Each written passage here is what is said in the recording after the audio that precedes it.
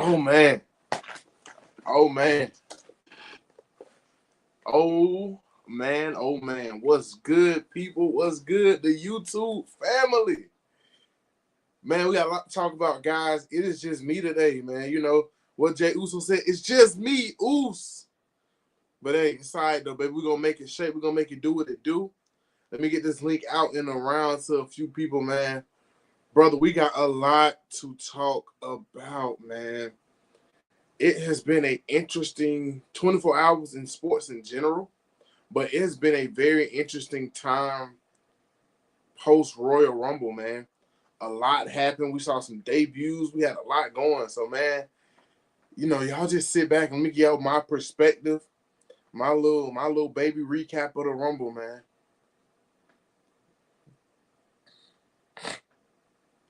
Man, if anybody does pop up over here, man, whether y'all see this later or seeing this now, man, y'all let me know what was y'all favorite part of the Royal Rumble, man. But I'm just gonna hop right into it. And man, the Royal Rumble, great Rumble. I'm gonna be honest. It was not is the only thing I'm kind of not bummed. Well, first let me introduce myself, man. I'm your host Jay, Mr. Lounger Mania, baby. You know what I'm saying, Mr. Double Champ. Y'all know who I am. Y'all already know my face. Y'all know my voice. So we gonna hop right into it though. So the thing that kind of got me the most, especially talking about this Rumble. Let me get my other mic. Man, we talked about how they had the partnership going on with TNA. How we thought we were gonna see more debuts. Thought we were gonna see more people pop up. Like we thought we saw Matt Cardona's name get brought up a lot. We saw Nick Nematt's name get brought up a lot. Um, I guess the one thing that shocked me the most about everything was we didn't get as many surprises as we thought we would get. But I'm gonna just start off with breaking everything down, and I'm gonna go into some of the things I liked and some of the things I disliked. So one, the women's rumble match, man. To be honest, it was great. I kind of got to start off with this crowd was extremely hot. This was a way better crowd than last year, in my opinion. This crowd was hot from the jump, and this match card might have been a little bit better than the match card from last year, but just ultimately starting off extremely hot crowd. Um, they were in Indianapolis, and I think that them being in Indianapolis, Indy is a big sports city in general, and I think WWE did their best to make Indianapolis feel like a big deal. So to me, I have to really give WWE their credit because they actually made me want to potentially go visit Indiana, which is such a crazy thing to say. Indiana did not feel like a real place. But kind of moving forward, we got into the match. We saw a lot of NXT in there. Let me see if I can pull up the participants list real quick. But man, we saw a lot of NXT in there. We saw the debut of Jordan Grace. Man, this was just extremely impressive.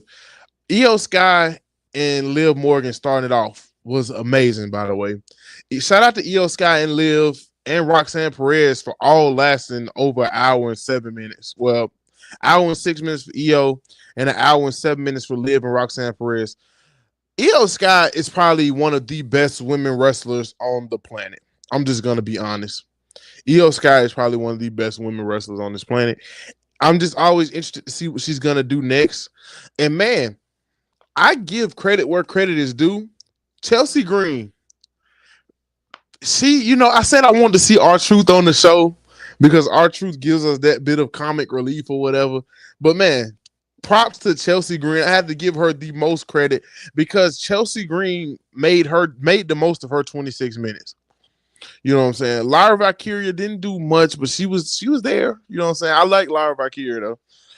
But Chelsea Green, and one thing I noticed was they had a lot of heavy hitters. They brought out both mid card champions like back to back in both Rumble matches, if I'm not mistaken. So that's kind of a very interesting thing. The way Ivy now came through, she felt like a big deal. I would love to see more of her on TV. But man, Zoe Stark and just I just got to talk about the Pure Fusion Collective as a group. Zoe Stark went 49 minutes in this match, as well as Bailey went a long time too. But Zoe Starks and the Pure Fusion Collective, it's hard for me to care about what they have going on, but man, they are so entertaining when they get between the ropes. B Fab popped up, man. You know, I forgot B Fab was a wrestler. Honestly, I thought they do so much with as a manager. But man, just huge shout out to them. Bianca Belair. One of my favorite spots was when Bianca, Lash Legend, and Naomi and Jade Parker all stood next to each other, and then Chelsea Green come walking in the middle, like, "Come on, Chelsea, this ain't for you, baby. It's February. Like, come on, calm down." Um, and shout out to Maxine. Maxine, another. I did not realize how much of a freakishly good athlete Maxine Dupree is, and I have to give her nothing but credit for that. She looked extremely smooth, extremely comfortable. She wasn't in the match for an extremely long time. She was only in for a minute, but that's one of those things where I say you have to maximize your minutes. And she might have set some kind of precedent. I know we've got the Alpha Academy thing going on, but she might have been able to, set something up in the future for Ivy now. I love to see them kind of spin that back. But man, moving a little bit further, Jordan Grace coming in at 19. That was a crazy spot when she hit that Death Valley driver on Piper Nivens after eliminating Jade Parker. What do you all think that Jordan Grace goes? You know what I'm saying? I don't know where Jordan Grace goes because there's so much going on with women's stuff right now. But surely they don't hype her up like this to put her on NXT. That's kind of what my mind is telling me. So if y'all can think of anything, y'all let me know. I was extremely happy to see Alexa Bliss come back. I didn't think she was ever going to come back. She's been gone. What they say, she's been gone. Y'all, I want to say she's been gone since like December 23. Title picks before the end of the year. Is that for Jordan Grace, Hunter, or what you thinking? I definitely think so. But which title? That's the question. I would love to see her wrap it up with Nia Jax, especially the way she's looking like a huge powerhouse right now. But man, skipping forward a little bit, Trish Stratus. Miss Trish coming in at 25. Hey, for Trish to be 49 years old, she did her thing, man. I knew she wasn't going to win, but I was cheering for Trish. And man, for her to be the one big legend return, I'm not mad at it at all. And I think this match really showed how deep WWE's women's roster is. Because even moving a little bit further, you got Raquel Rodriguez coming in at 26. You know, she was going to help her running buddy out. We got Charlotte coming in at 27 off of that year-long injury. Shout out to Charlotte, man. And then Julia coming in. And also, man, Julia had 1, 2, 3, 4, 5, 6. Julia had 6 eliminations. That is crazy. Shout out to Julia. Nia Jax came in at 29 and just cleared house. And man, that was just crazy towards the end of that. But that ending between Roxanne Perez and Charlotte Flair, to me, that might have just set some up because we see how much they actually believe in Roxanne Perez. Shout out to Nikki Bella too, being another big return. They said she's coming back full time. I really love to see that. But let me see when Roxanne entered. Roxanne entered at what did Roxanne enter at? Sorry guys, I just had it. Roxanne entered at number 3 and lasted a very long time. So, she had that kind of Iron Woman type perspective. Overall, if I had to give the Women's Rumble match out of 5 stars, I would probably have to give it a solid 2.5 or 3. Strictly from the standpoint of they showed off the entire roster. It had a few flat spots. I did expect Charlotte to win because I know they want to push something with Charlotte and Tiffany Stratton going later. So, I feel like that was good. But I have to give it a solid 3 because to me, that was a great opener, but it could have been better. And we were looking for the return of maybe a Becky Lynch. We mentioned Jade Cargill a lot, who didn't make her return. It's just a lot of loose ends that they're gonna have to tie up moving forward. especially with this Jade Cargill Bianca thing. We didn't really get no further with that. I would have loved to seen like Jay come back or something, make something happen. But all in all, it was a great rumble. I could have swore I thought Nia Jax was gonna win it though. Man, I thought Nia had that one. But man, moving on to the next match up, it was the match between Cody Rhodes and I'm sorry, it was the DIY Motor City Machine Guns 2 out of 3 falls match. Man, this match felt like filler, but man, this match, I was going to walk away, do something else. But man, this match turned me right back around. After how quick I saw the first fall, when DIY ended up getting that first quick fall on Motor City Machine Guns off of the fake tag, I said, okay, they might give these guys a chance to cook. And shout out to everybody in WWE that's over 40 that's cooking right now. Because, man, it's obvious these teams have a lot of history together. And I love the fact that, I feel like SmackDown is the home of tag team wrestling right now. And I actually feel like they care a lot about this tag team. Like, I feel like they care a lot about what's going on in the tag scene. And this is the first time they've been defended on a pay-per-view since Mania. That being over a year ago almost kind of concerns me. But it is what it is. So, man, I kind of want to skip a little bit further because this match was straight graps, big fast-paced action. How do I feel about the Street Profits? I was just finna go into that. This match gets a 4 out of 5 for me because that Street Profits run-in was timed beautifully. And you usually think that, they had you come in thinking, Hunter, that maybe they gonna get DIY. Maybe they helping DIY for a reason. They all in cahoots. No, the Street Profits came in and whooped everybody.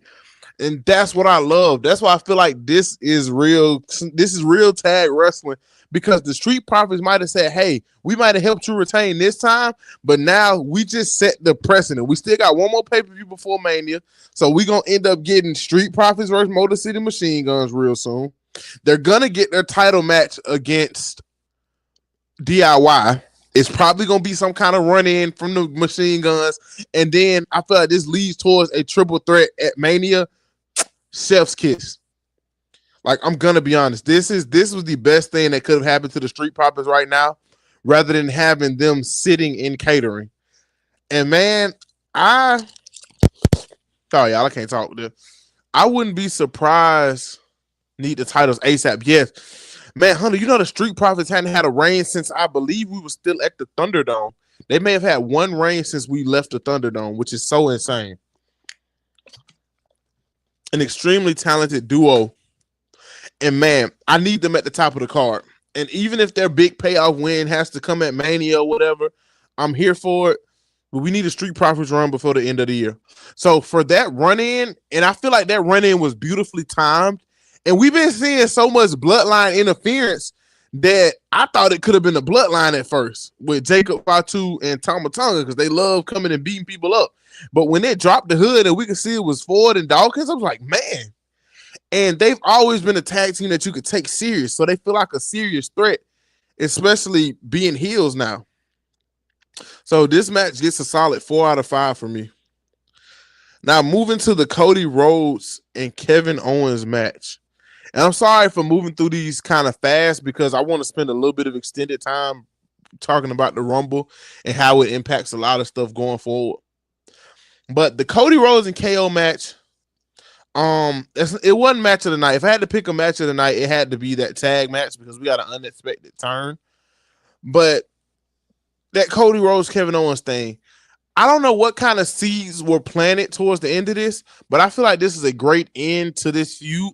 But man, seeing some of those spots that they were willing to take was amazing. I didn't know how I would feel about Cody Rhodes and Kevin Owens being in the ladder match, and I'm glad I had my expectations fairly low because it blew me out of the water. Last time we saw Cody in that match, he was in AEW and he had an awesome ladder match, and I believe it was for the TNT title. It might have been against Goldust for the TNT title, but I know, and he was pretty good there. But man, we got to give kudos to Cody. him being willing to take some of those shots that he was taking, we have to give major kudos to Cody Rhodes because, man, he's the champ and he's out here putting in work. But also, I felt like this was just a dogfight, man. It felt like it was really some bad blood in that mix right there. And that's the thing that I like the most. It felt believable. And I honestly can say that this was a good ending to this feud. It made Cody look extremely strong, but to me, it didn't bury Kevin Owens and his cause because now you saw Sammy ran in at the end. Now you're looking like, Sammy, you didn't help me retain. Sammy, what's up? I needed this favor from you. And now we got more stuff because I don't care how many times they lock up. I will always be here for a Sami Zayn and Kevin Owens lockup. Just being completely honest. I will always be here for it. So I'm looking at this match and I'm gonna give this a 4-star as well. I'm still a little confused about where Sami Zayn comes in at. Does KO ever win a major title again? Does KO ever win? I say yes because I think he has to go away for a little minute now. And I would not be upset if, because Jay won the Rumble, even though we're going to talk about the Rumble later. I would not be upset if KO decided to go after Jay for winning the Rumble. I wouldn't be upset at that because he wanted to take the whole bloodline down. He had this whole thing, vendetta. But I also wouldn't be surprised, Hunter, if they moved KO over to NXT during the shakeup because it's looking like we're getting another superstar shakeup coming soon. So I do think it's a chance for him to get another title reign, but I don't know how soon, and I don't think it'll be this year. I definitely think that's more of a next year type of thing. But sometimes, man, I would love to see Kevin with the belt, but man, he might not need it because we're still gonna get some kind of feud between him and Randy Orton. I think they just planted the seeds for him and Sammy, and I think there's a world where he fights a Samoan again. So I don't think he's gonna get another one this year, but I can definitely see him winning something in the future. Even if it's to be a transitional champion, I could still see it. He's been working too hard since COVID for this. So, man, moving on to the last match on our card. Oh my goodness. Y'all know I don't like this guy. I don't like this guy at all. I don't. The heel is here. No. I just pimped it out for a good 20 minutes without you. I think I could do this. Hey, but you did great. But I'm here to steal the show. The Faces has arrived. No, I'm playing. No, I'm good. How are you? I'm doing good, man. I'm sorry. I'm extremely late. I had another podcast trying to promote my show Change, which is going to be happening February 16th. For all of you guys who are watching this, who will watch this, it's going to be great. Jay's going to be there. He's getting in the ring. He's going to let me actually get over it. We haven't talked about it yet, but it's going to happen. We never discussed me putting you over, but as long as I get to cut a promo ripping half the roster apart, I'll allow it. Hey, look, man, as long as you don't go too hard on JTG, we don't want to scare him away for our next show. Oh, no, I'm not going to do that. That's a legend. I'm on his side. Absolutely. Okay, so where are we filling in at? How far into the card are we? Since I thought it was just going to be me, I was kind of going through the card, but we can go back to the women's match. And I rated the women's match 3.5 out of 5 stars. My opinion was for them to promote this TNA partnership so bad, we didn't get a TNA run-in the Women's Rumble. That's one.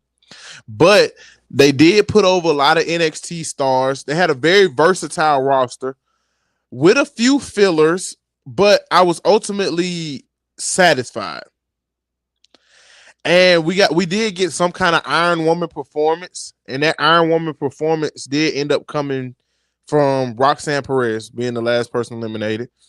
Her, Io, and Liv were 1, 2, 3, and all lasted over an hour and 6 minutes. I enjoyed the Nikki Bella, who said she's supposed to be coming back full time. And I also enjoyed the Charlotte return because I'm a huge Charlotte fan. And Trish Stratus, that was a pretty good rumble. I also talked about some people maximizing their minutes. Maxine Dupree, if I'm not mistaken, had the shortest amount of time in the match. But I don't know what it was about that minute and a half she had. I was thoroughly impressed. Just off of the fact of that her and Ivy now still look like they hate each other. I could care less about Pure Fusion Collective, but I love seeing them in the ring. Just let them show up and fight. And Chelsea Green was my match MVP because I didn't get R-Truth there. So Yeah. Chelsea Green being some good comedic relief was great for me. And they made Jordan Grace look extremely strong coming in. So what was your kind of overall feel for the women's match? I know we didn't get that TNA surprise that we all wanted, but I will say that I enjoyed it. Um, I will say, and I know we're giving out MVP. My MVP would be actually Jordan Grace, because WWE did their role in making her look like a superhero as soon as she came out of the curtain. And not only did they make her look like that way coming out of the curtain, she performed extremely well for it to be her debut. I loved it. I'm also biased because Jordan Grace is a Georgia native. She's from around here, so I'm rooting for my hometown hero. Um, that was my biggest take. My favorite moment comes from Jordan Grace too, when she had Naomi and Bianca in that corner and she stumped them out. I don't know if y'all saw this part, but everybody laughed. It was freaking hilarious. And also that goes to show where I'm at in my wrestling journey, to where things that make me laugh is what gets the golden star for me these days. You know what I mean? Like stuff that makes me happy. I used to be like, that move was cool, which I still have those moments, but for the most part, it's the little things in between that make me laugh. I want to say the. Go ahead, brother. Go ahead. Now I was gonna say, and I'm glad you mentioned that because it made me remember the the Bianca Belair has ACLs of steel. The 5 backflips that she did was crazy. I forgot about that. Yeah, no, that And definitely wasn't. and Hunter said that he thinks that Jordan Grace will be in the title picture before the end of the year. Which title and which brand? Because I don't think they're gonna send her to NXT, but I don't know. It depends on who Charlotte is going. If Charlotte goes the route we think she's gonna go, which would be back to SmackDown, does it not feel like they'll send, since Nia Jax is on Raw now? Does it not feel like they're gonna send Jordan Grace to SmackDown? Did they send her anywhere, or do they want that Rhea Ripley and her type of matchup? Mm. As in going against Jordan Grace versus Rhea Ripley. Yeah, does that not feel like something? They're both. I don't. You know how I feel about baby. You know how I feel about it. It would definitely have to be the Nia Jax angle, and I feel like that would be more of a sell for me personally, because you have, they both have the size, and I feel like they have that Goku Vegeta kind of aspect to the rivalry, and that, as we know, that always works no matter what. Yeah. You have Nia Jax being the giant that she is, and you have Jordan Grace standing at probably 4'11", 5'1". If it's going to be a great concept between them. So and you got that baby heel kind of aspect. So I feel like that's the best route for me to go, that I say go personally. But I mean, down the line, I would absolutely love a Jordan Grace, Rhea Ripley standoff. Who wouldn't want that? Hunter just said in the comments, send it to Raw, and her and Rhea will feed generations. Now I could And see I her. agree. I agree. It's just not right now. Now we just said title. I could see a world where she takes the mid card belt, but then again, I would rather see her on SmackDown then because I like Chelsea Green, but Yeah. Chelsea Green doesn't need a title to be Chelsea Green. Right. And I would No. love to see her and Meechin go against each other. I Mm-hmm. would love to see. I just want them to. It seems like the women's roster, because Alexa Bliss to me has to go to SmackDown. So it feels like the women's roster is finally balancing out. So if you put Jordan Grace on SmackDown, you give people like Meechin. Meechin's got to get a ring. So I feel like Meechin gets a ring. Putting Meechin in a situation where she can feud with a Jordan Grace on Jordan's way, completely up the card, while Charlotte and Tiffany get their WrestleMania stuff taken care of. And then, moving a little further on down the line, and here's Alexa Bliss coming into the picture. Um, Chelsea Green and Piper Niven, I feel like they eventually have some kind of feud going on between them as well. You see SmackDown primarily where Bianca and Jade are gonna end up being at. Yeah. Yeah. So I'm like, man, I could just see them putting Smack. I could see SmackDown being the home of good graps, like it's always been to an extent. Mm-hmm. So I Yeah. wouldn't Yeah. be upset with that. There's no point in reinventing the wheel. It's worked for years. It's going to be great. Yeah. Exactly. So what would be your star rating from the women's match? I'm going to double down and say 3.5 as well. Three There five. were some moments there that we didn't get that I feel like we should have gotten. Although they gave us a lot, like I'm okay with your strategy. I'm okay with Charlotte. I'm okay with Jordan Grace making her debut. So they did kind of hand us a lot, but I just feel like And like I said at the start though, WWE did a great thing in making me believe that Indiana is way more important than what it is. I feel like they made me feel like I need to go visit Indianapolis. They made Indianapolis feel so important. And this crowd was hot. This is better than the Rumble crowd from last year.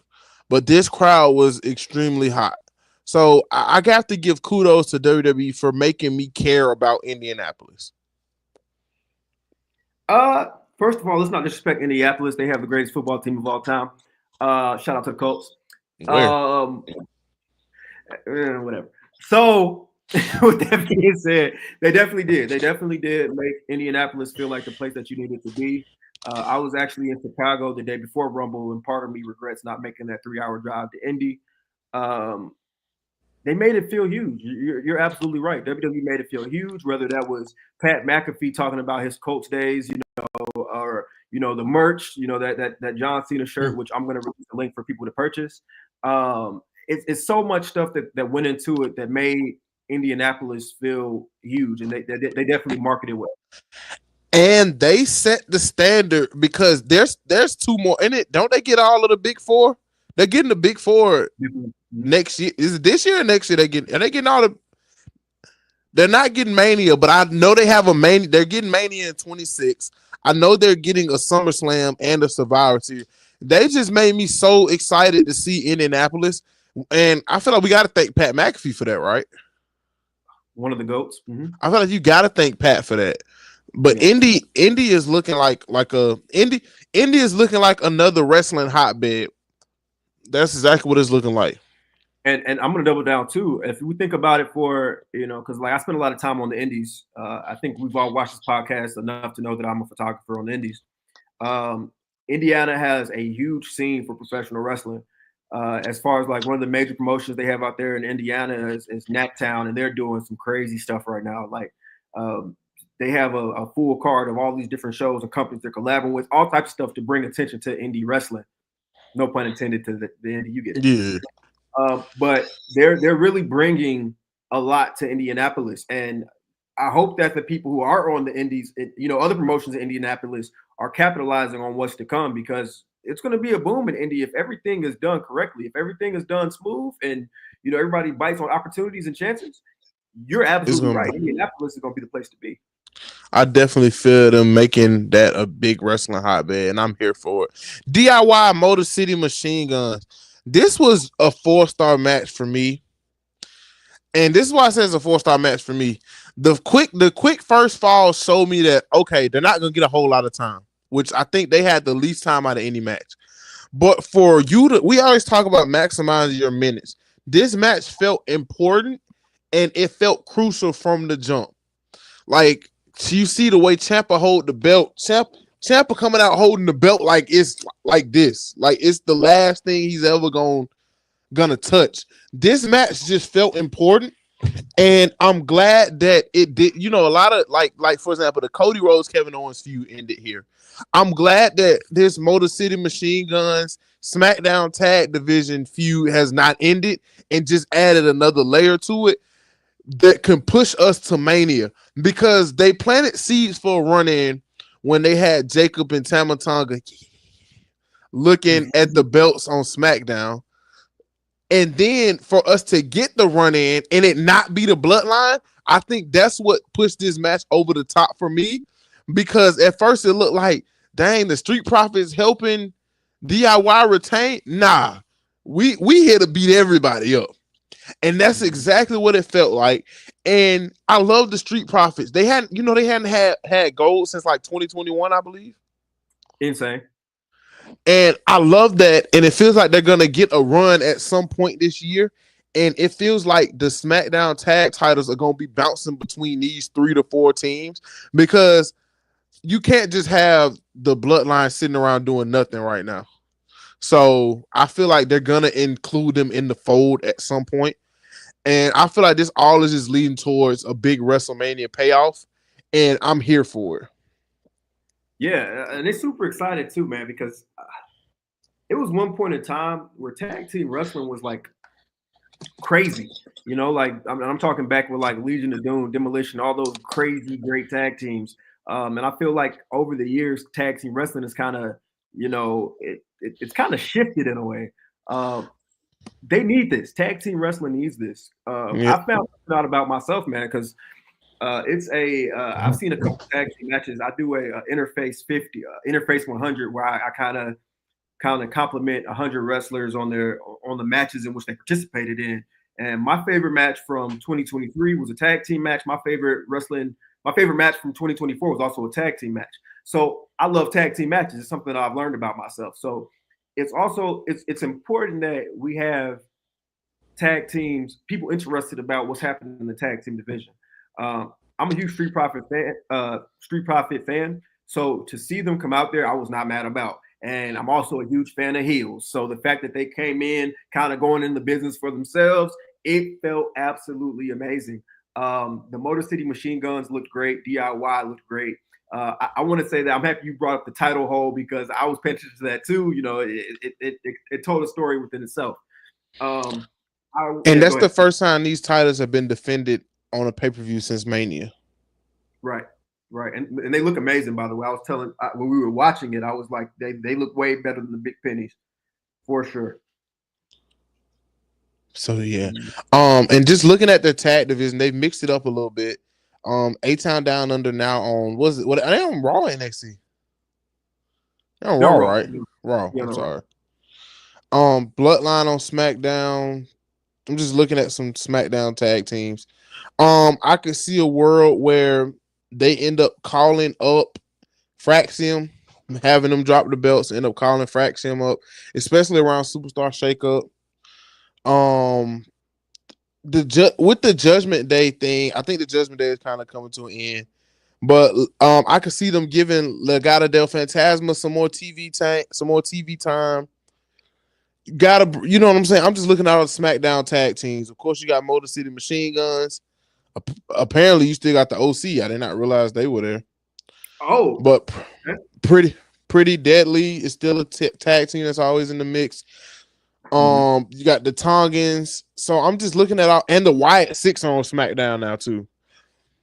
So as far as stables, this is really going. This is really going to end up getting crazy, man. Yeah, and I'm excited for it. It's one of those things where, you're kind of starting to see stuff kind of unfold. And unfortunately, it's not like they post every episode as a full season like they post movies and shows on Netflix. It's like you got to tune in and wait for the story to build. But it's definitely exciting knowing that there's that anticipation for what's to come with the tag team division. Yep. So what would you rate that matchup on a scale of 1 to 5? I'm gonna undercut you a half a point. I'm gonna say 3.5 as well. Because I feel like me personally, I don't think it was better than the Women's Rumble. But I don't think it was way worse. So I think they're kind of I about how I felt about watching them. Like I felt excited about them both. You know what I mean? So on an equal level, not one more than the other. So I'll have to say 3.5 for both. I give it a 4 because this is low key my match of the night. Wow. Okay. Wow. Just because, like, I loved all the other matches, but when we go into the breakdown, because the Cody match and the men's match probably in my eyes are gonna get more stars, But I will explain to you just the quick version. It was my match of the night because I was fixing to go. I had my daughter and stuff. I was giving her a bath. I was finna go do something else when this match came on, and they made me look at the TV. That is why this is my match of the night. That Something makes that sense. was supposed to be filler made me look at the TV, and now I'm glad I did. Now I gave a little bit of a breakdown to the Cody Rhodes match, and that's kind of where you popped in at. Just give the Cliff Notes version. First time seeing Cody in a ladder match since AEW when he had a ladder match for the TNT title. Was it against his brother? Or was that Brody Lee he went against? The ladder match. Yeah, was that Brody Lee or was that? I thought it was Guevara. I don't remember who was against, but that's the last time we seen Cody fighting with some ladders. And kudos to Cody.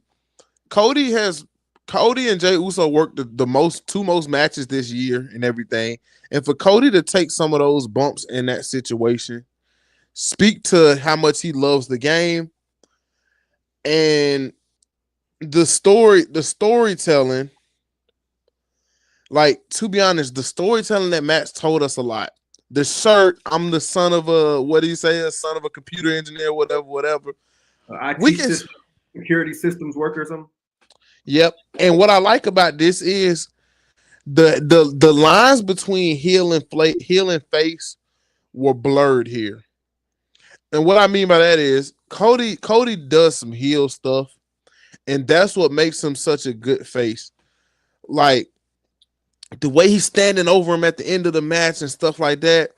But Kevin Owens, the philosophy behind this heel turn was so great because you're not right, Kevin, but I understand. And I feel like this wasn't a match. This wasn't if you like technical masterpieces, this wasn't it. This was a fight. You know what I'm saying? This was a fight, and a title just so happened to be hanging at the top of the ring. This was a fight. Those were some crazy hard hitting spots, and that Sami Zayn run in planted more. And I know Triple H love playing the long game, but Triple H, give us a payoff eventually. You keep playing the long game. If you're gonna get but I like it though. But that Sammy run in at the end raised more questions. So, how you feeling? I absolutely love this match. I just want to get that off there in the beginning. I like that it was rough. There was multiple moments where I had those we welcome profanity on the show. It was multiple moments where I had oh shit moments. Like it was the bump he took in the corner on top of the steel chair. The Cody Rhodes took on top of not the steel chair, on top of the ladder. Them beating the hell out of each other with the baby ladder. Him getting thrown on top of the ladder when it was set up. You guys know, if you watched, you guys know. Yep. It was crazy. One thing that we often go through when it comes to baby faces is baby faces have to look small, have to be small to look big, and I know that's kind of confusing, but I also Rey Mysterio. Rey Mysterio. Rey Mysterio is a great example. But in Cody's position, he was taking all these crazy bumps, and it looked insane. But it also was like, okay, this guy has heart because he's going toe to toe with Kevin Owens, who is you know how I feel about Kevin Owens. I feel like we feel the same way about Kevin Owens. He's one of our guys. Yeah, he's a guy. Absolutely. So to see them go back and forth was crazy. The ending ladder, the ending spot was probably one of my favorites I've seen. I'm a huge fan of the Alabama Slammer, so I was happy to see that was the way that match ended. But I will say, like, it was just great, man. The pace and the storytelling. I like what you mentioned earlier about how Cody Rhodes is like this baby face, but he has his moments where he shows you he ain't no punk. You know what I mean? And I feel like people kind of chastise Cody about him being a boring champion, or he's this, he's that. But you also have to consider, like, this is probably, if not the best babyface run I've seen in a really long time. And I hate to say it, but it's hard to make a babyface. It's hard to be a babyface. I was like, you told me that the other day. Like, it's hard to build a babyface. It's hard to build a babyface because you're always the heels are always on the offense, but for the majority of every match, the babyface is always on the defense. So you have to make yourself look good while being on the defensive all the time. It's kind of like driving. Like let's say you're in a tournament where you're crashing cars. Everybody's gonna root for the guy who's crashing cars and everybody, but they're not really gonna root for the guy who's trying to avoid him and stay safe. When he gets on top, everybody's like, "Oh yeah, we can cheer for him now. He did great," But getting to that is always really hard. Shout out to Rico Mack in the crowd. Yeah, bro, you hit the nail dead on the head with that one. Um, Hunter asks, does KO ever hold a major title again? I say yes because I don't think he's gonna stay on. I think he's got this. I think him and Sammy are gonna have some kind of feud. He's got it. Him and Orton got unfinished business when Randy comes back. That's one thing. Him and Sammy may have a few words here and there, and I think he's gonna go after Jay whenever Jay wins the title. But I could also see a world where he gets sent to NXT, not to demote him or anything, but because that's home. The same way we sent Finn Balor back a few years ago when he had that crazy feud. You got some guys over NXT that KO can make magic with. I would love to see him and Tony D'Angelo tie up. I don't know how long Trick is going to be on NXT, but for the time being, I would love to see him and Trick end up getting into a war of them words. And everybody want to see Obafemi fight anybody. So, Yeah, I think he I think he go ahead. gets gold again. I think he gets gold again, but not this year. Yeah, I have to agree with that. I feel like it's going to take time for them to, put a belt on KO. He deserves it, but also he's great in his role, man. Kevin Owens can get. He's one of those guys that could just get everybody over. He's great at what he does. So and WWE knows that. Don't think that they don't know that. So I mean, it can go both ways for me. They could put gold on him eventually down the line, and I don't even know how far down the line that means. I know probably won't be this year. Hell, it probably won't be 3-4 years from now, whatever. But WWE knows that if you put KO in a situation, he's going to do his best to make the other guy in that situation look great. After the match, after Rumble, uh, in my eyes, Cody Rhodes looks stronger than he's ever done before, and that's the work of Kevin Owens. This whole storyline he's done nothing but. So whatever feud they end up putting Kevin Owens in, that's so there's that too, which is I don't know. Somebody said either Kevin Owens died or either he's a great actor or he's really hurt, and him being able to blur the lines like that. Mm-hmm. Mm-hmm. What do you rate this match out of 5? I'm willing to go 4.5 to 5 stars, only because I'm a little confused by the Sami Zayn thing. I know that's your best buddy, but I'm just a little confused by what this leads into. If it was a more clear direction, I would go 5.5 stars. But right now, I go 4.75 because I don't know what Sami Zayn is doing next. Does he feud with Cody next? Does he feud with KO? Sami Zayn is an anomaly right now. Sami Zayn is what's that word? He's omnipotent. He's everywhere right now. Mm-hmm. We don't know what they're gonna do with Sammy because he's so good. Him and Kevin Owens are two rare competitors that they're good wherever you put them at. So and they even better together. So we don't know what they're gonna do with Sami Zayn. So I say 4.75 because I don't know. Ooh, okay. So for me on this show, I'm gonna say that I'm gonna say like a 4.9. The only reason it didn't give because by the way, so what I'm judging on by saying 4.9 to 5 because I would watch this match again. I watch this match again. I watch this match over and over and over again. And I never get bored of watching it. It just had that many exciting spots in it. It was always like, okay, we're trained eyes. We've been wrestling fans since we were kids. So we knew that the setup for the spots, the ladders, we were able to see those setups.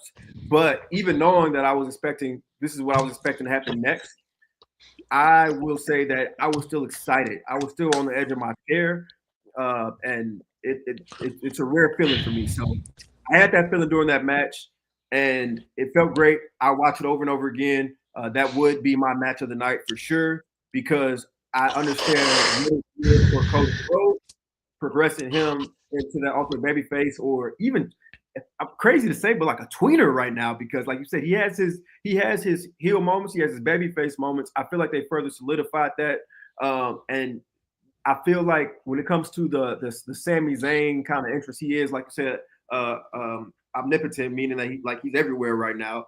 He's in so many storylines. He's just in the Bloodline storylines. He's in KO and Cody Rhodes drama. He's backstage talking to Talking whoever. to CM Punk and Drew, and Talking, yep. he's everywhere right now. So And you could throw him anywhere, and sometimes some people probably won't be upset. You could put him anywhere, and people probably won't be upset. Oh yeah. No matter which way it goes.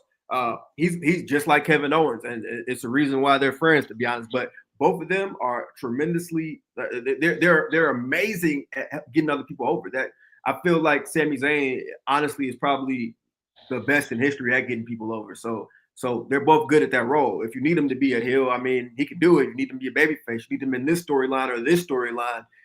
He's a good safety net to have in storylines because he's gonna do his part to make it better no matter what. Yep, he is a safe pick. Absolutely. Can't go wrong with him. Exactly. So moving on to the men's match. One, the men's match. It did not have many surprise entrants. I kind of knew who I was gonna be there.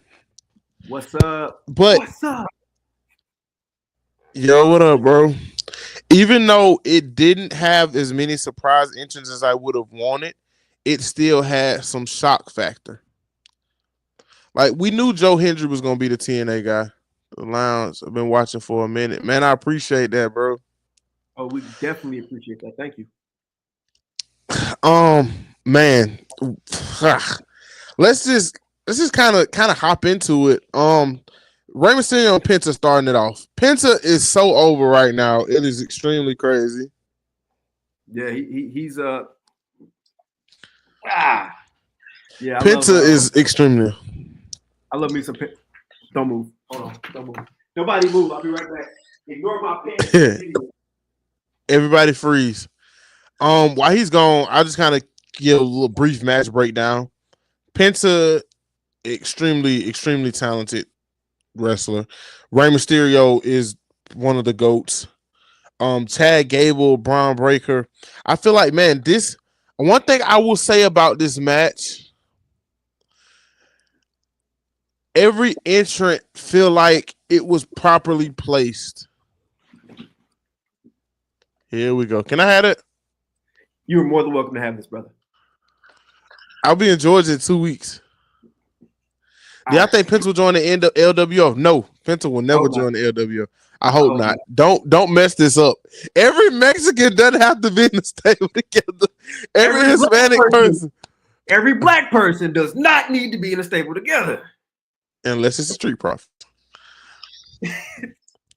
I feel like leaving Penta to be his only person Penta should be in a stable with is Rey Fenix. That is the only person, if they ever decide to put him in a stable, it should be Rey Fenix, and that is it. And I'm going to double down and say they should be healed. What do you say? Yeah. What do you mean? I've been watching. Yeah, ignore what he is saying. But ignore him. He be here a lot though. Rico is here a lot, like dang near every episode. I think I can count the amount of episodes he's missed on like one hand, if that many. I know for a fact it's crazy that I'm the host, and I know for a fact I've missed more episodes than Rico has. That's interesting. Yeah, it is. Penta and Rey starting it off, letting them cook for a little second. Penta went 42 minutes. I wanted him to go significantly longer, but they did the right thing by who eliminated him, and we're going to get down the line. Melo didn't eliminate anybody, but Melo looked nice, like always. Melo is in a spot right now where, hold it down, brother. You're going to get your shine, because Melo looks nice in every situation you put him in. Silky smooth in the ring. That springboard DDT he does is flawless. Penta versus Kevin Owens storyline would go good. Oh God, man. 42 minutes should have been 4 minutes. What do you mean? Are you a Penta hater? Okay, wait. Hunter? Okay, wait. Okay. This 4 minutes is insane. By the way, how come there is no donate option? Oh, My my brother, we ain't even made it that big yet. We ain't I even made mean, it that big. but that, hey, look, Both that feet would hit be the floor. Hey, Hunter, it's called suspension of disbelief. You are a wrestling fan, and you have been a wrestling fan a very long time. It is but did they called. really? But did they really touch the floor? But did they really touch the floor? They did No, they didn't. really I didn't bad. They see it. did, My but name did not did it. we are If both feet of Penta touch the floor, this is me. we are wrestling fans, guys. We have to have this thing called suspension of disbelief. That is my cash app in case they want to donate. I will split with the guys. I like them a little bit. Actually, no, I'm not splitting with you guys because I just had to pay 20 something dollars to get 3 TikToks edited. I would not split it with you guys. Jesus. Okay. Yeah. No. Yeah. Yeah. But yeah. No. So what I will say is that I'm a huge Penta fan. I've been a Penta fan for years. So seeing him stand off of Rey Mysterio was that Lucha Underground feeling again, which is what I really love because they put on bangers there. The whole feet touch the ground speculation, like I said, I didn't see it, so it didn't happen. So it didn't happen exactly. Now that Go ahead. Santos Escobar coming in, Otis coming in to kind of face off with Chad Gable. Otis finally getting a little bit of a lick. Man, then Braun Breaker at 7. Braun Breaker had the hottest 22 minutes of this entire match. Eliminated Mello, eliminated Santos, eliminated Otis. He killed Speed. He killed Speed. He killed Speed. Love it. Sheamus came in. It was fight night for a good 15 minutes. Love seeing Sheamus.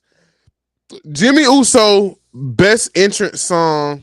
Him being visibly upset shows how much he wants to be great. Exactly. Jimmy Uso, best song out of all the Usos. You argue with your mom. That piano part at Born a King, that is the best song that Def Rebel has ever made. Outside of that, Roman probably. Yeah, Roman's is nice. They both have that larger than life feel for sure. Exactly. We're gonna get to the Jey Uso winning part. We're gonna get there. I like this guy. Y'all are ahead of us. We gonna get there. I like this guy. Andrade was only in for 3 minutes. Man. You want me to tell you my take? Never mind. Let me not say too much because I got what I say. I got too much skin in the game. I ain't gonna say too much, but you know what that means. Yeah, we all love Andrade. He didn't even get to do his special move. Yeah. I love Andrade. And I know I be shouting myself out a lot, but if I don't do it, who's gonna do it? I took pictures of Andrade and that skyrocketed my career. So I have a personal love for Andrade. When he was at the other promotion we all know and love, he got me to watch that. So I love Andrade. So for him to only be in there for 3 minutes, it hurts my heart. For him not to get the push that I feel like he deserves also hurt my heart. But like they say every dog has his day. So I'm gonna continue to root for Andrade, and that's just how I feel about that situation. We need more Andrade. Whoever's in charge, the powers that be, we need more Andrade because he's freaking raw. I think we're gonna get more, especially since they got Penta now. They're gonna Triple H is a known Indies fan. They're gonna set up all the dream matches that we've wanted to see. Yeah. They're gonna set up all the dream matches we want to see. Now, Andrade was sacrificed to a good person to sacrifice to. Jacob Fatu. Yeah. Jacob Fatu. Triple H kind of fumbling the bag when Andrade, even on the WWE fan, he was way better than AEW. Yes, I don't think he's fumbling Andrade. I think that little thing him and Melo had was great. It was amazing. I don't think we're gonna see an Andrade title reign right now, but we're gonna see a lot more matches with him because we see the direction that WWE is trying to go on. Exactly. I think that he does need to move to Raw, but I think he needs to move to Raw from the standpoint of we need to see some kind of series with him and Penta it's a lot of matches that we want to see, but that's because we just know that these guys are gonna work well together. And I think Right. that's the point that WWE is at, especially in this Netflix era. They're gonna try and put some of the best matches on TV. So I think he's gonna get moved in the superstar shakeup, and that's gonna do some good things for him. You know what I'm praying, and I hope I'm not missing this, but I hope I don't think they came to a conclusion with it. I hope that Dominic, when he handed him the number to Gabriel, to I hope it was Andrade, but seeing that Dominic Mysterio is the heel, I'm sure it's probably Santos Escobar or somebody like that. But I would love if it was Andrade, to be honest. I'm sorry, not Gabriel. Thousand, Gable. yeah, 1,000%. Jacob Fatu sacrificed everyone to the Wolves. Not mad Sure at it, did. Sure even did. his own cousin. I love it. Now, Braun Strowman getting him out of there made me very happy. Mm-hmm. Mm-hmm. Made me very happy. And I like the Now, reaction. I like the reaction. He look, said, "You should have killed me." It was great. Andrade has some bangers in AEW with Pac. He did, but everybody has a banger with Pac these days. Yeah. Ludwig Kaiser, 6 seconds, but eliminated Penta on some foolishness. I think I see where this is going. They will have a match pretty soon. Mm-hmm. And both are talented. I love Ludwig, man. The most perfect posture I've ever seen. Oh yeah. He wakes up. He goes to sleep standing on the wall and wakes up still standing on the wall. Like it's very formidable posture, if I do say so myself. Oh yeah, they had that video come out of him being happy for Jay after winning. Triple H's biggest downfall, and I 100% agree with this. Triple H wants credit for doing so much that kayfabe to an extent is dying. Oh, I'm gonna. I hate to undercut you on this one too, but I kayfabe been there for a minute. It's so hard to. I was talking about this earlier, man. Like I just recently did a podcast, jumping into this podcast about how it was during territory days and all this other stuff. It was super easy to keep kayfabe because we didn't have internet. Like if you really believe the Undertaker was this Walking Dead character, because there was no way you can go on social media and be like, well, he isn't.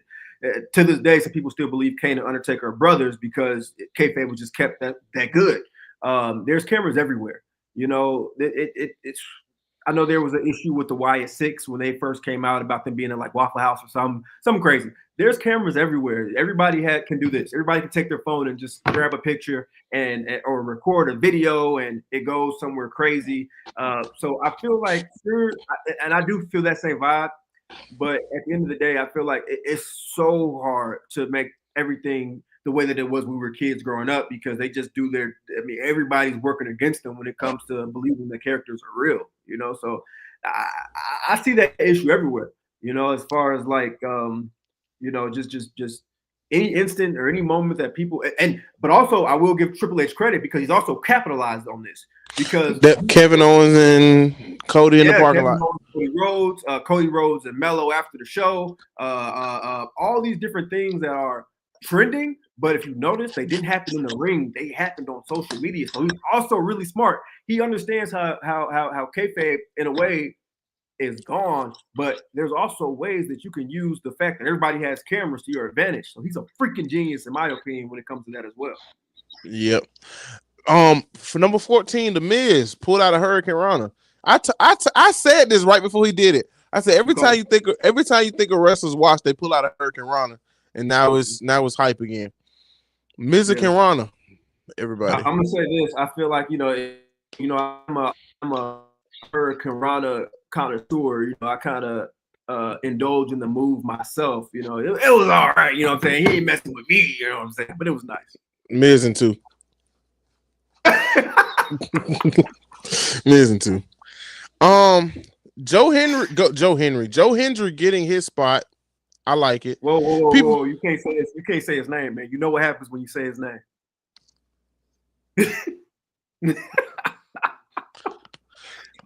Joe Hendry, great spot. He looked extremely strong. Didn't get any eliminations, but that being the 1 TNA guy. Now, with us getting to Joe Hendry, were you upset we didn't get a Nick Nimitz or a Matt Cardona? I kind of. I feel like WWE is stirring away from people that they let go. Uh, Mm, I feel like that might be the case because everybody was like, "Yo, we can do. It would be great if we had Jeff Hardy, Matt Hardy." Although I know that there's some controversy with how Jeff Hardy left WWE. I know that we wanted Nick Namath, and I know we wanted some of the former Cardona. guys in WWE to make appearances. But I also feel like the WWE TNA collaboration is not going to be used to help bring stars that WWE has created, not necessarily created, but built up into WWE, but to actually have people that TNA has built up and bring them into TNA. So that's what Yeah. I think is where the more benefit from the collaboration will happen. I was upset that all we got was Joe Hendry, but I would have preferred like if we got a Josh Alexander or if we got a Moose or we got somebody who like those household TNA names, we would have got That's more. what Hunter just said. He said he wish he got Josh Alexander. Finishing move is freaking insane. I pop every time. Yeah, Josh Alexander, he's great. I would have definitely wanted to see him. Oh, Ricochet is gonna thrive in AEW. By Yeah, the way, yeah, absolutely, absolutely. he's He's he's doing gonna something. thrive. Yeah. Um, sorry, I wanted to see Josh Alexander's finish. I'm not gonna lie. Oh, bro, it looks vicious. It looks vicious. Hold on, y'all. I gotta see this. The C4 spike. Before Spike. God damn. All Yeah. right, moving back to it. Roman Reigns at 16. Early interest for the guy. Thank God. You think it Thank was a God. good thing having him come that early?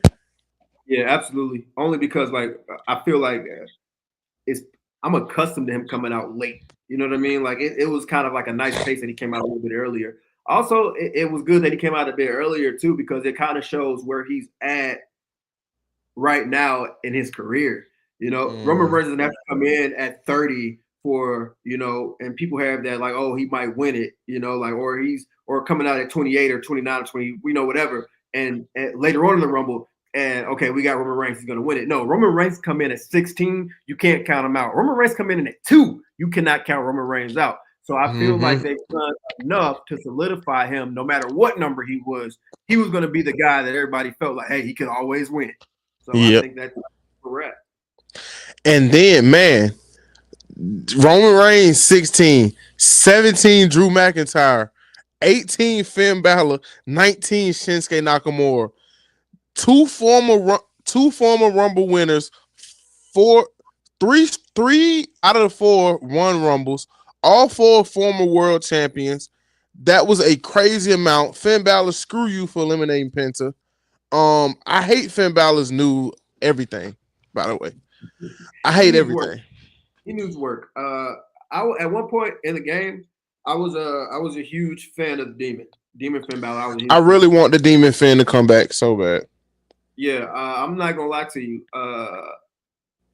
Man, you know what's crazy? The sad thing about it is, even when he came out and entered the Rumble, no pop.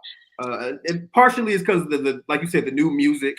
And I feel like maybe WWE doesn't know where he's at right now, and with the like you said, we're kind of coming on the decline of the Death Rebel.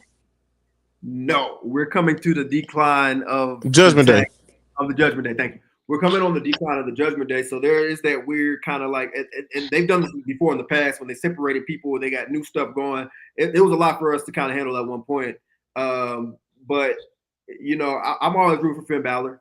He's one of those guys. He's like an Andrade though, man. They don't. I don't think they never really learned what to do with Finn Balor post his Demon era. That injury messed him up bad because it Yeah, killed any kind of future plans they had for him. yeah, he should be on top of the world right now. Yeah. I wasn't really too enthused about Shinsuke. I hope he loses his title soon. The Shinsuke remix isn't a bad entrance song, by the way. Oh, that's Sorry. good.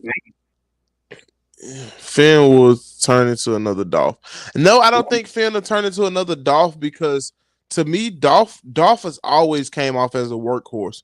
Finn has never came off as a workhorse for me. Ooh. Okay, I'm gonna say that. Okay, I probably have to agree with you on that one.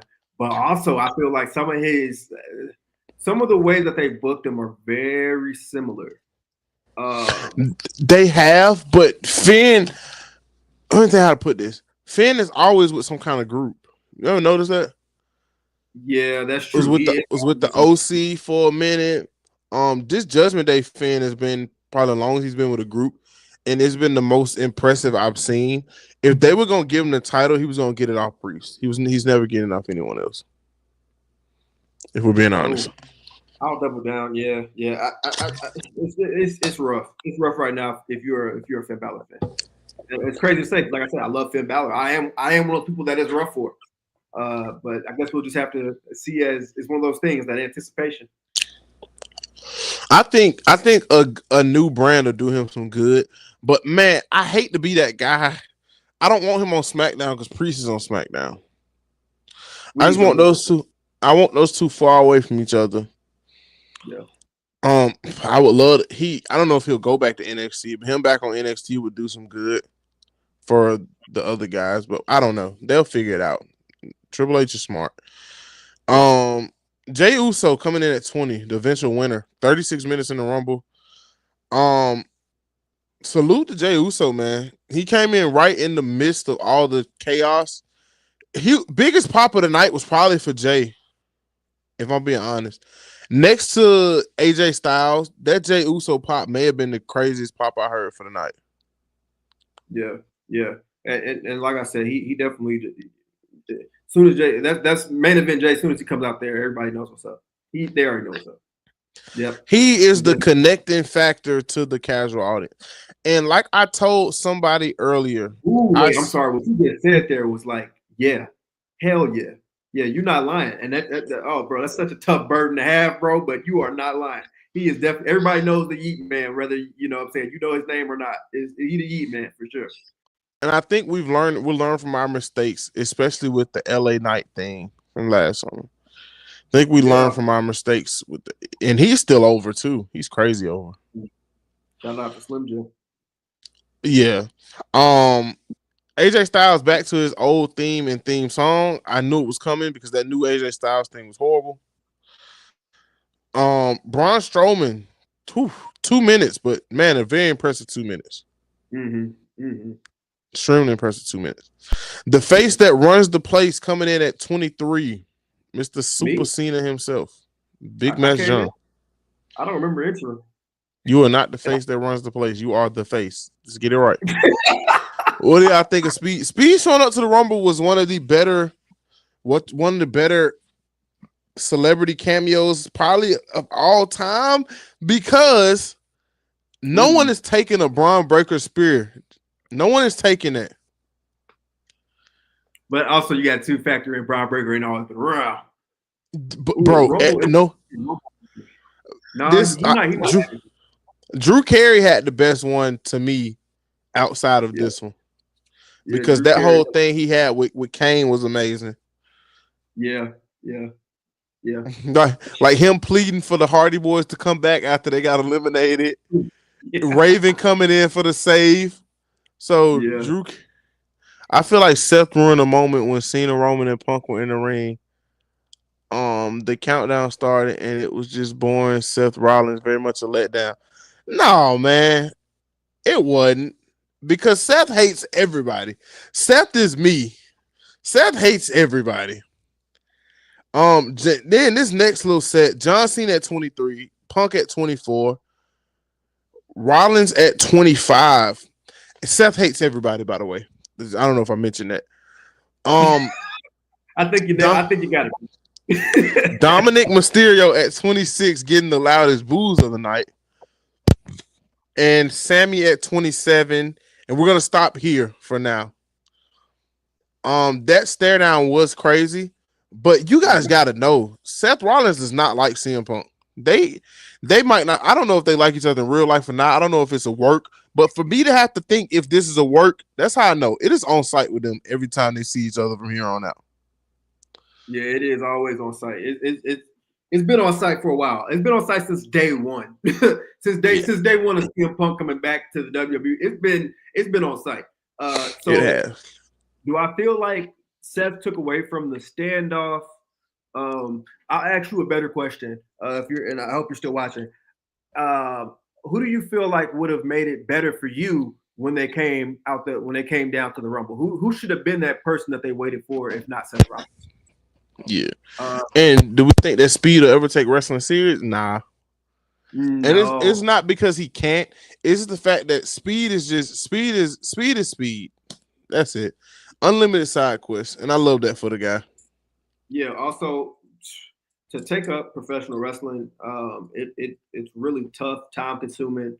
He'd have to put on size. He'd have to do so many things to make it believable that he could be somebody who should Correct. have gold around this. So it Yep. would take a lot of time and dedication for him to really full throttle into the business. Yep. Dom in at 26, Sammy at 27, Priest at 28. Priest at 28 was a very interesting one because we knew Priest was gonna get Dom. And Priest eliminating Drew with a callback to Mania was great.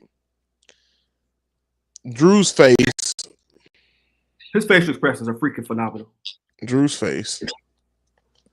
And then LA Knight coming in at his 5 minute and clearing a little bit of house was pretty crazy to me. He's still Yeah, extremely over. I think they still have the yeah, opportunity to do something there. yeah. Yeah, I think they still had a chance to do something there. Number 30 pissed me off, but I think that's what it was supposed to do.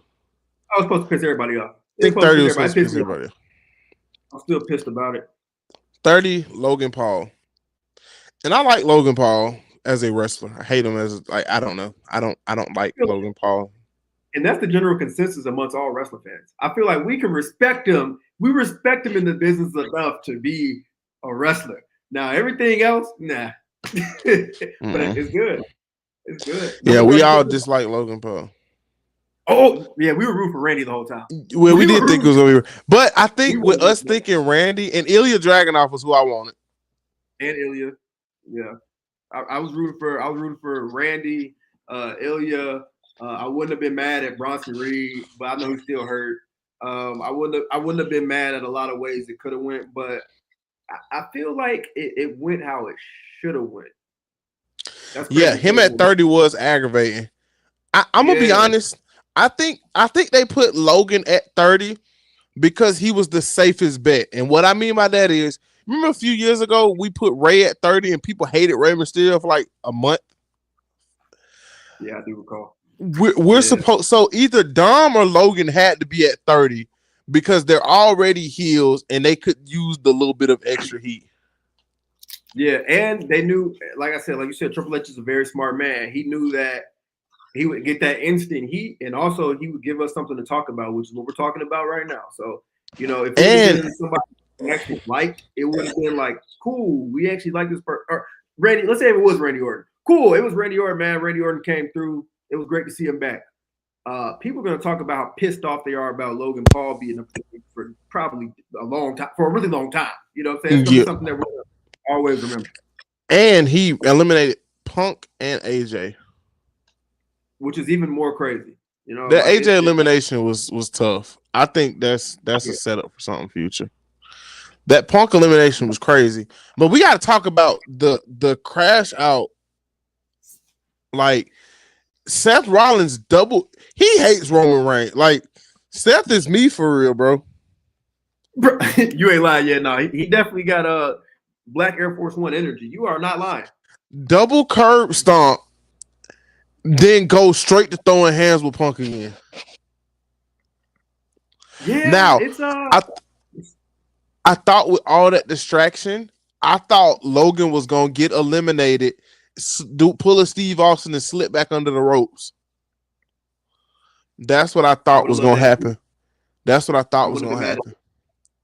And then I would 100% mad at it. Yeah, that's what I thought was gonna happen. But final three: Logan Paul, Jey Uso, John Cena, and we just knew John Cena was gonna take it. We just knew John Cena was gonna take it. Oh, bro, I was on the fence. You know what? We were watching. I made a comment. I was like, y'all gotta remember, he lost to Austin Theory. You I said don't think. that, Yeah, yeah. I but don't think he's in. we all grew up with John Cena as our hero, so I wasn't hearing none of that. But no, I did say this. I said, is it crazy to think Jey Uso might win? You did say that. Yeah, you did And say I that got very early. shunned. I got shunned. Yeah, yeah. I just feel like, man, the wrestling internet community always has the back and forth between like we have to let go of the attitude era. It was great, but we got to move forward. I feel like there's a little bit of that too now coming up to the ruthless aggression era being the old heads now. Is Yep. that we got to come to terms with it that okay, there's always going to be movement going towards the future. So although we want to see John Cena win that 17th championship, and I know he He's teased it in gonna a get press it. conference. I would hope for it too. But if it doesn't happen, I would be content with it as well, as long as I know that he went out get somebody over. Because you also got to factor in that most people when they leave, they don't leave on a high horse. Sting was a rarity when he left on a high horse. Most of the time, it's a tradition, and WWE still follows tradition. I hate to ruin this for everybody who's like, "Oh, what's going to happen?" They have a tradition of people going out, you know, uh, on their back. You know what I mean? So if that trend continues, it's just a matter of time. And I hope that didn't ruin it, put attention to that to everybody. But that's usually how things operate. I feel like there will be that 17th title championship match. My money going through statistics is that it ain't gonna happen. I hate to say it, but I rather prepare myself for the worst than to be disappointed when it don't happen. Yeah. I'm gonna be honest. I think that Jey Uso winning was the right choice because we need new stars, making new stars. We always hang on to the past. Cena's gonna get that belt, but you need your next Roman, bro. You know they're gonna keep a Samoan in power. They kept rocking there a long time. When Rock started to die down, we got Roman Reigns in there. Now that Roman is starting to hit the point where he don't need a belt, we need another Samoan. The WWE has always been built around Samoans. I don't know if you realize it. Yokozuna Samoan, you know what I'm saying? The Rock, Rikishi, Mick Carter, Hall of Famer, whatever, Samoans. Moving on down the line, Umaga, Rosie, Jamal, even though two of those are the same people, all Samoans. Moving a little bit further, here comes Roman Reigns, and here come the Usos, Samoan. Then you got your Jacob Fatu's of the world. So I'm like, man, it's gonna be a Samoan on top, and I would rather it be this one than anyone else because this one legitimately worked his butt off to get to this point. I'm not. Y'all can talk about the 6 moves of Uso, whatever all y'all want, but I distinctly remember a time where y'all hated John Cena for the 5 moves of Doom. Time heals all wounds. We hate the Yeah, 6 moves of Uso now, but in 10 years we're gonna love it. yeah, yeah, yeah. Mm. Look, And like I here's all. told Dave, Go one more ahead. thing, D. Like I told Dave, the mid card is for us. And what I mean, don't let that go over your head.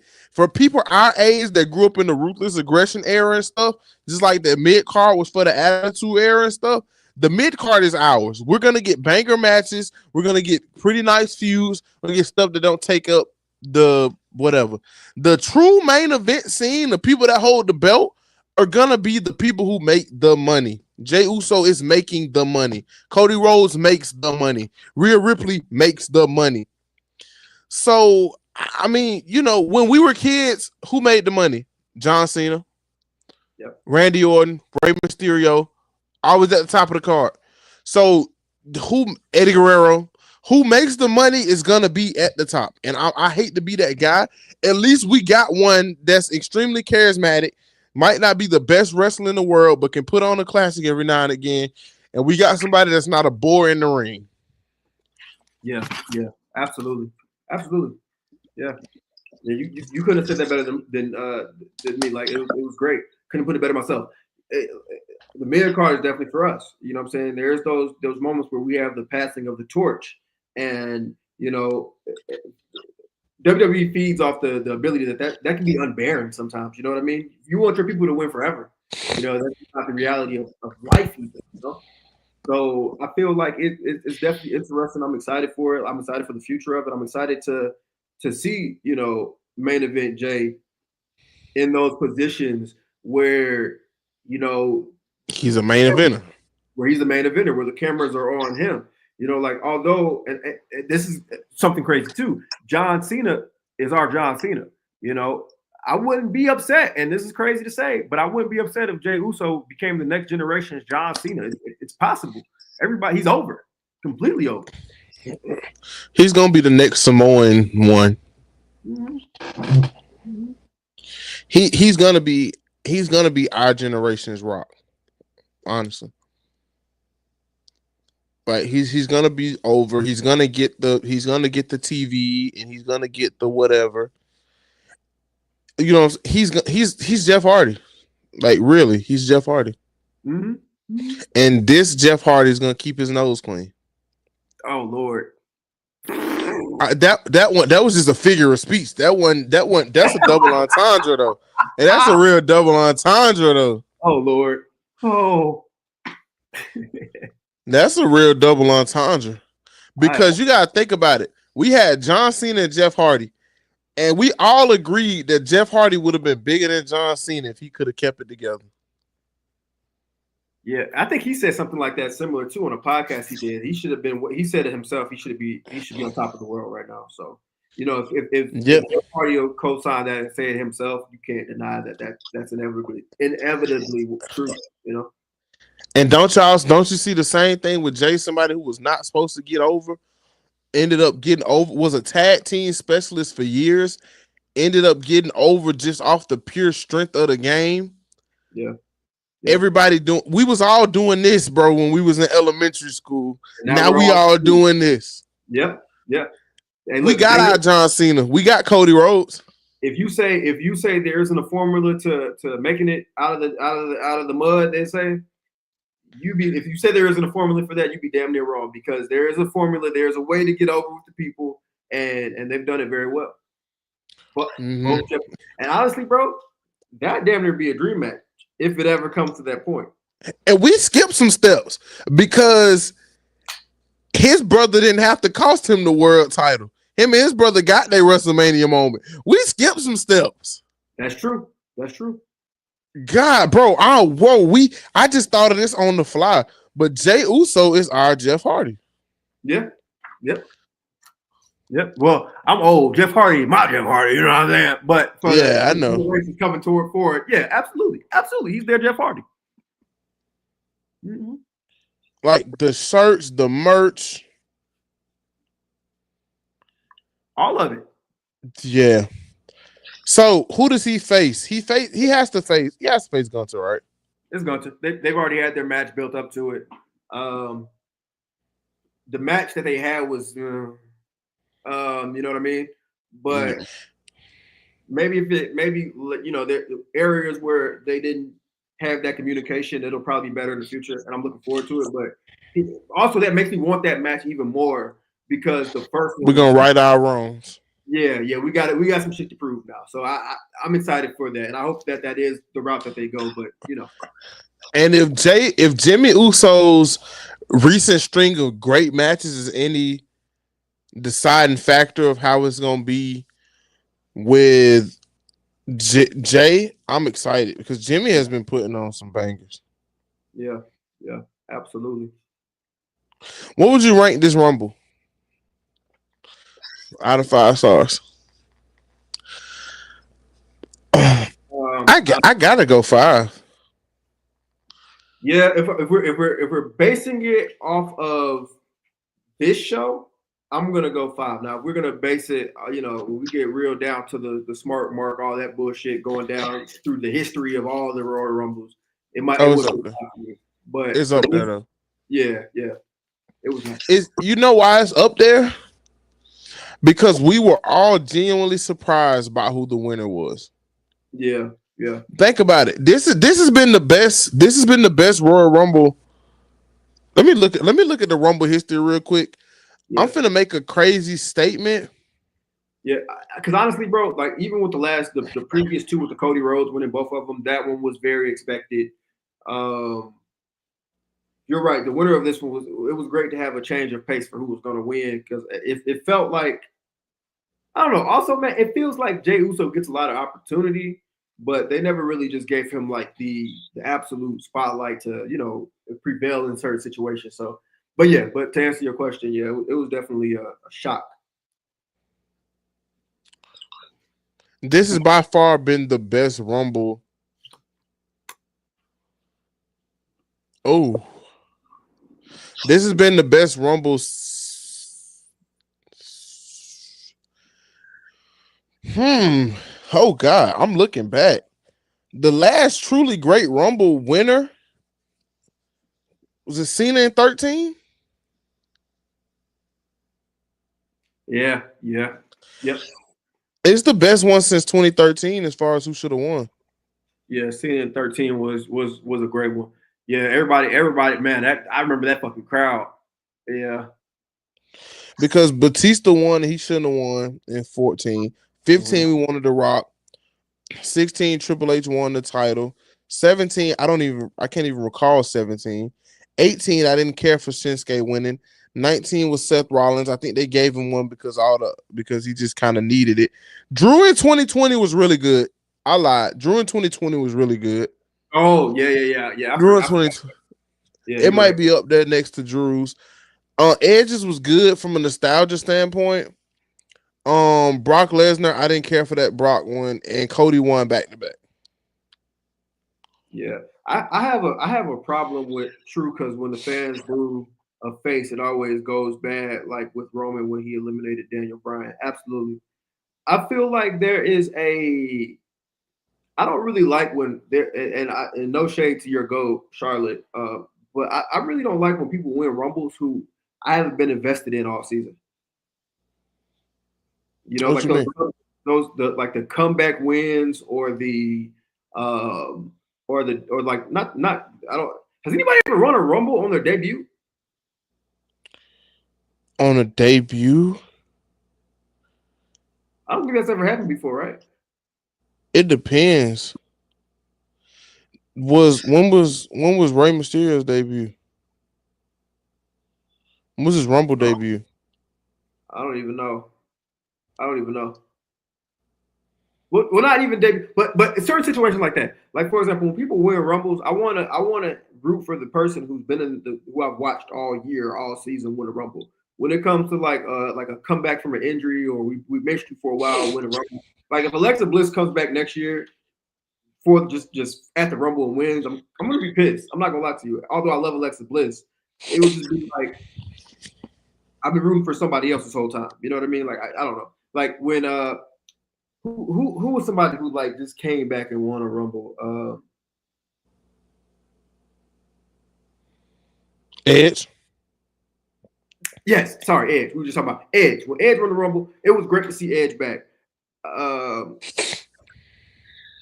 I just don't think he should have won it, man. Like it was great that he was back, and he's a huge enough superstar to win it. But it was just like I wish I would have had somebody else win it that I've been rooting for. But also, I'm not mad at, like I said, I'm not mad at Edge. I'm not mad at Charlotte Flair. I love them both dearly. But I don't know. It's just a personal thing for me. They can get a huge pop and not win. I think you're right about that. Yeah, So, how do you rate this Royal Rumble pay per view? we only had 5 matches. Four. Only 4 matches. Oh, Triple H special. Yeah, we only had 4 matches. I'm not mad about it because rumbles are usually long as shit, and people lose interest after a while. Especially now that we have a men and a women's Royal Rumble, people would lose interest. So I'm not mad at it. Um, but if we're gonna have to rate it, we have to really think about those. If we have to rate a 4 match Rumble pay per view, more of the weight goes onto those two matches and not the actual Rumbles. Because the So Rumble's gonna do what they're gonna do anyway. yeah, Rumbles are gonna do what they're gonna do anyway. So if we eliminate the Rumbles, we have to base this pay per view off of Cody Rhodes and Kevin Owens and Motor City Machine Guns at DIY. So in a way, I kind of am like, you know what I mean? Like on the grand scheme of things, if we were to eliminate the Rumbles, but you know, I don't know. I don't know. I don't hate them. I enjoyed them. Rating this pay per view on a scale of 5, then, because you have to include the Rumble matches because Including they were literally the pay per view, bro. The yeah, Royal Rumble is the one gimmick pay per view that hasn't changed and never needs to change. I don't need a 2-night Rumble. Stop playing with me. yeah. We don't need a 2-night SummerSlam.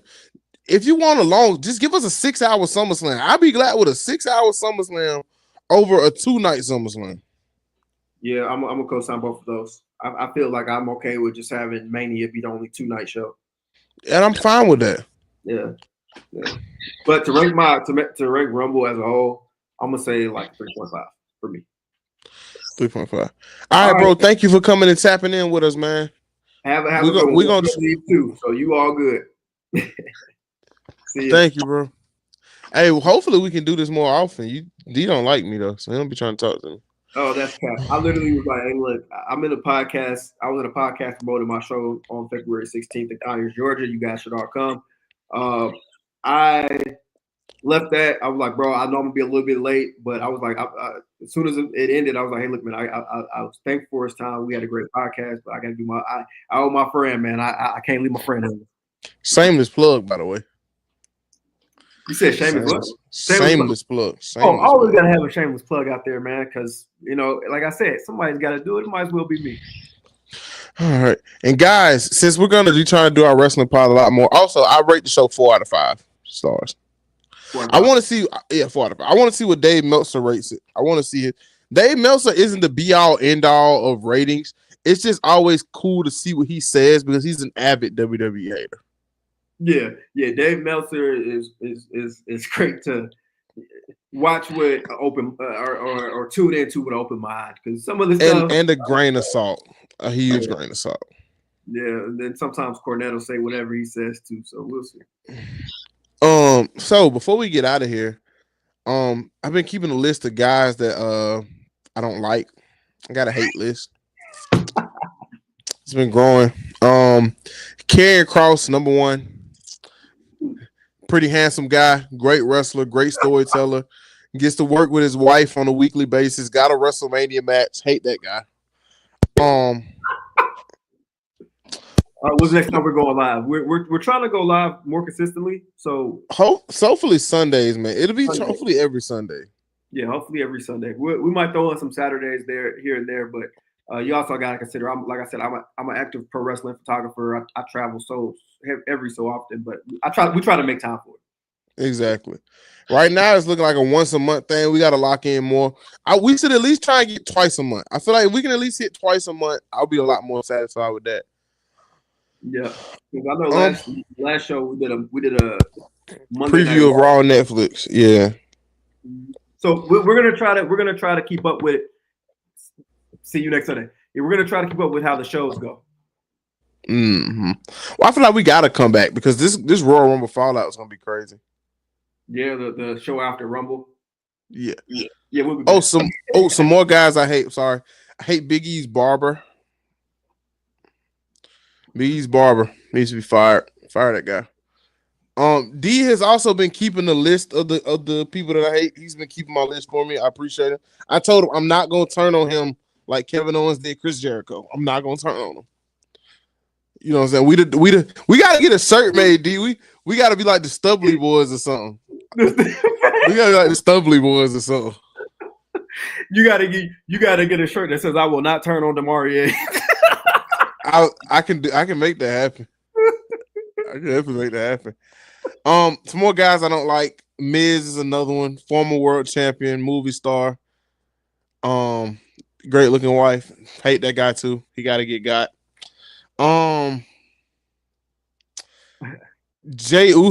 Trick Williams. Trick Williams for being with Last Legend. He go with Last Legend, don't he? Yeah, you had a last night late minute entry of Rob Van Dam. Rob Van Dam, of course. Yes, that guy too. Do y'all think Big E would come back to actual wrestling, like in the ring? Yes, I do. I think he's gonna come back. Yeah, I, I haven't lost faith in Big E's return. yeah, I don't have a timetable, but I think he'll be back. Yeah. Did you notice how extremely strong his right arm was, Rob Van Dam? I did notice that. You know how extremely strong his right arm is. Hey, real quick. One more guy who's not a wrestler, Macaulay Culkin, because he's married to Brenda Song. Another guy on the list. You got beef with non-wrestlers? I got beef with non-wrestlers too, man. He said Brenda Song just made the list. That is no. Macaulay Culkin made the list. And he knew Michael Jackson, and there's other reasons. He got to be around a lot of people in his life. So. Yeah, bro, he had a very good life. Gotta hate. I'm gonna keep a list. Yeah, I'm gonna actually make this into an actual hate list. Yeah, put this on the shirt too with check marks. Macaulay Culkin, every time. Everybody you hate. Anybody else I need? Tom Holland, another guy. Gotta hate him too. He got Zendaya. Yeah. Anything? Any more wrestlers before I get out of here? Did I miss any wrestlers on my hate list? Shawn